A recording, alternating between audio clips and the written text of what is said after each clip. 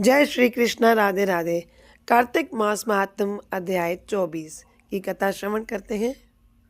यह 7वां नरक है जिसका नाम कुंभी पाक है। यह अत्यंत भयंकर है और यह भी 6 प्रकार का है। इसमें महापात की मनुष्य को पकाया जाता है। इस नरक में सहस्त्र वर्षों तक यातना भोगनी पड़ती है।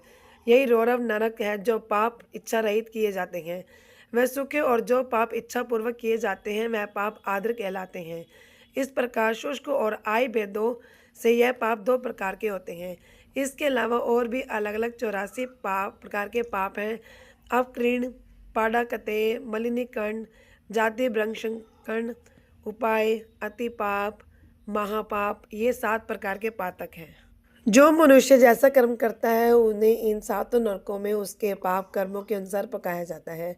चूंकि तुम्हें कार्तिक व्रत करने वाले प्रभु भक्तों का संसर्ग प्राप्त हुआ था, उससे पुण्य की वृद्धि हो जाने के कारण ये सभी नरक तुम्हारे लिए निश्चय ही नष्ट हो गए हैं। इस प्रकार धनेश्वर को नरकों का दर्शन कराकर प्रेतराज उसे यक्षलोक में ले गए, जहाँ जाकर उसे वहाँ का राजा बना दिया। वही कुबेर का अनुचर धनक्षय के नाम से प्रसिद्ध हुआ। बाद में महर्षि विश्वामित्र ने उसके नाम पर तीर्थ बनवाया था। कार्तिक मास का व्रत महाफल देने वाला है। इसके समतुल्य अन्य कोई दूसरा पुण्य कर्म नहीं है। जो भी मनुष्य इस व्रत को करता है तथा व्रत करने वाले का दर्शन करता है उसे मोक्ष की प्राप्ति होती है। सूत जी ने कहा, इस प्रकार अपनी अत्यंत प्रिय सत्यभामा को यह कथा सुनाकर भगवान श्री कृष्ण संध्या उपासना करने के लिए माता के घर में गए। यह कार्तिक मास का व्रत भगवान विष्णु को अति प्रिय है तथा भक्ति प्रदान करने वाला है। रात्रि जागरण, प्रातः काल का स्नान, तुलसी वट सिंचन, उद्यापन और दीपदान, यह 5 कर्म भगवान विष्णु को प्रसन्न करने वाले हैं, इसलिए इनका पालन अवश्य करना चाहिए। ऋषि बोले, भगवान विष्णु को प्रिय अधिक फल की प्राप्ति कराने वाले शरीर के प्रत्येक अंग को प्रसन्न करने वाले कार्तिक महात्म आपने हमें बताया। यह मोक्ष की कामना करने वाले तथा भोग की इच्छा रखने वाले मनुष्यों को यह व्रत अवश्य ही करना चाहिए। इसके अतिरिक्त हम आपसे एक बात पूछना चाहते हैं, यदि कार्तिक मास का व्रत करने वाला मनुष्य किसी संकट में फंस जाए, वह किसी वन में या व्रती किसी रोग से ग्रस्त हो जाए, तो उस मनुष्य को कार्तिक व्रत को किस प्रकार करना चाहिए? क्योंकि कार्तिक व्रत भगवान विष्णु को अत्यंत प्रिय है और इसे करने से मुक्ति एवं भक्ति प्राप्त होती है, इसलिए इसे छोड़ना नहीं चाहिए। श्री सूत जी ने इसका उत्तर देते हुए कहा, यदि कार्तिक का व्रत करने वाला मनुष्य किसी संकट में फंस जाए तो वह हिम्मत करके भगवान शंकर या भगवान विष्णु के मंदिर में जो भी पास में हो उसमें जाकर रात्रि जागरण करे। यदि व्रती घने वन में फंस जाए तो फिर पीपल के वृक्ष के नीचे या तुलसी के वन में जाकर जागरण करे। भगवान विष्णु की प्रतिमा के सामने बैठकर विष्णु जी का कीर्तन करें। ऐसा करने से सहस्त्र गांवों के दान के समान फल की प्राप्ति होती है। जो मनुष्य विष्णु जी के कीर्तन में बाजा बजाता है उसे वाजपेयी यज्ञ के समान फल की प्राप्ति होती है। और हरे कीर्तन में नृत्य करने वाले मनुष्यों को सभी तीर्थों में स्नान करने का फल प्राप्त होता है। किसी संकट के समय या रोगी हो जाने पर जल न मिल पाने की स्थिति में केवल भगवान विष्णु के नाम मात्र से मार्जन कर लेना चाहिए।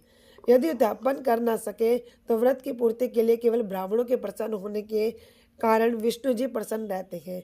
यदि मनुष्य दीपदान करने में समर्थ हो तो दूसरे की दीप की वायु आदि से बलि भांति रक्षा करे। यदि तुलसी का पौधा समीप ना हो तो वैष्णव ब्राह्मण की ही पूजा कर ले, क्योंकि भगवान विष्णु सदैव अपने भक्तों के समीप रहते हैं। इन सब के ना होने पर कार्तिक का व्रत करने वाला मनुष्य ब्राह्मण, गौ, पीपल और वट वृक्ष की श्रद्धापूर्वक सेवा करे। शौनक आदि ऋषि बोले, आपने गौ तथा ब्राह्मण के समान पीपल और वट वृक्ष को बताया और सभी वृक्षों में पीपल तथा वट वृक्ष को ही श्रेष्ठ कहा है, इसका कारण बतलाइए। सूत जी बोले, पीपल भगवान विष्णु का और वट भगवान शंकर का स्वरूप है। पलाश ब्रह्मा जी के अंश से उत्पन्न हुआ है और जो कार्तिक मास में उसके पत्तल में भोजन करता है वह भगवान विष्णु के लोक में जाता है। जो इन वृक्षों की पूजा, सेवा व दर्शन करते हैं उनके सभी पाप नष्ट हो जाते हैं। ऋषियों ने पूछा, है प्रभु, हम लोगों के मन में एक शंका है कि ब्रह्मा विष्णु शंकर वृक्ष स्वरूप क्यों हुए? कृपया आप हमारी इस शंका का निवारण कीजिए। सूत जी बोले, प्राचीन काल में भगवान शिव तथा माता पार्वती विहार कर रहे थे। उस समय उनके विहार में विघ्न उपस्थित करने के उद्देश्य से अग्निदेव ब्राह्मण का रूप धारण करके वहां पहुंचे। विहार के आनंद में वशीभूत हो जाने के कारण कुपित होकर माता पार्वती ने सभी देवताओं को श्राप दिया। माता पार्वती ने कहा, हे देवताओं, विश्व सुख में कीट पतंगे तथा अनभिज्ञ नहीं है।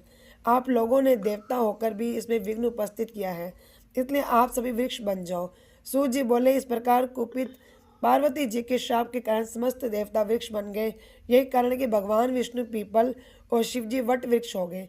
इसलिए भगवान विष्णु का शनिदेव के साथ योग होने के कारण केवल शनिवार को ही पीपल को छूना चाहिए, अन्य किसी दिन भी पीपल को स्पर्श नहीं करना चाहिए। जय जय राधे कृष्णा। कार्तिक मातम अध्याय 24 की कथा श्रवण की आज आपने। अब अगले अध्याय की कथा अगली वीडियो में श्रवण कीजिएगा। अगर आपको कथा अच्छी लगी हो तो चैनल को सब्सक्राइब करें, वीडियो को लाइक करें। धन्यवाद।